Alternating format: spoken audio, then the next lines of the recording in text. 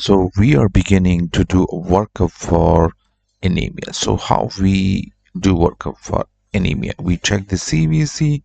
The CBC shows low HB. The next step is that we check MCV.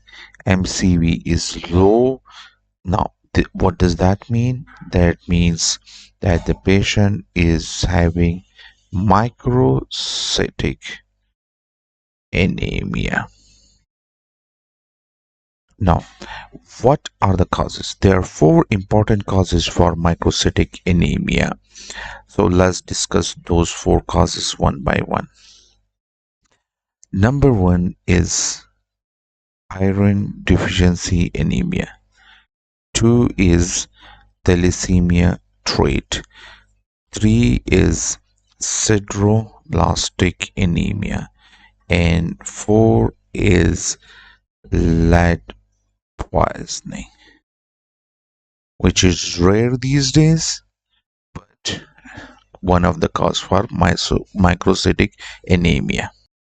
Now, once we have diagnosed it, the patient has iron deficiency anemia is not enough. We have to look for the cause. The iron is lost from two tracts. One is gastrointestinal tract and second is genitourinary tract. So we will ask the history. If the patient is complaining that my stool are black, we will do fecal occult blood test. If that is positive, that means that we have to go. Now this is positive. Now when this is positive, it's alarming sign. We have to scope the patient. Scope means either we do an upper or lower GI endoscopy. Okay, now if the patient is telling in the history that there is menorrhagia, so means the patient is losing it from the genital tract. In that case, the first investigation we will do is to do abdomen ultrasound, pelvis and abdomen ultrasound. If the patient is complaining that he or she is having red urine, then we will do urine RE to look for RBCs.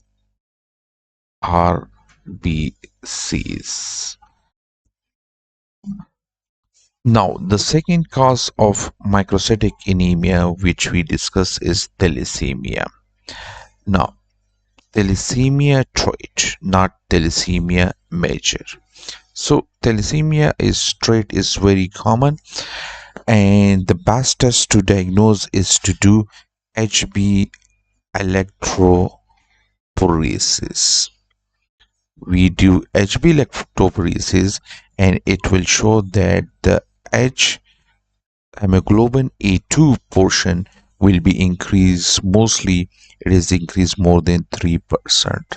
Normally it is about 1 to 2%, but in thalassemia trait it will be increased. So if the patient is having microcytic anemia and we do iron studies which are normal, so we may be suspecting thalassemia trait. For that we do HB electrophoresis, and if the hemoglobin A2 percentage is more than 3%, it is thalassemia trait. Now the third type of microcytic anemia is sideroblastic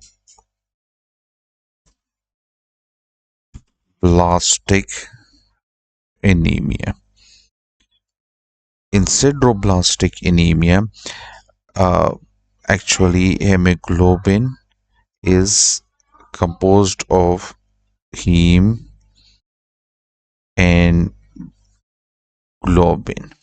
So in sideroblastic anemia, the set of enzymes involved in production of heme are deficient. So heme will be produced but in a deranged way.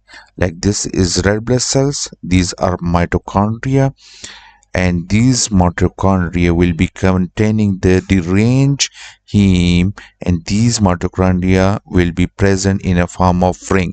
So that's why this red blood cell is called ring sideroblast, and they will be present in peripheral smear and bone marrow.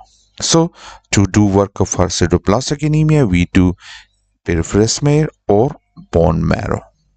Now, the last type of microcytic anemia is because of the lead poisoning. So, lead poisoning causes microcytic anemia.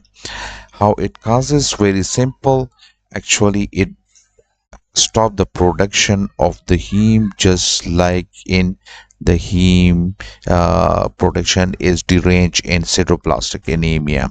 So it present with the same type of anemia and same ring sideroblast as in the sideroblastic anemia. But if we suspect that this is because of the lead poisoning, like history suggests, exposure to lead poisoning, like living in old houses with the lead pipes, or you involved with the lead paints, so we can do check the lead level in the serum, and if they are increased, so it's likely a lead poisoning leading to microcytic anemia. This was all about microcytic anemias.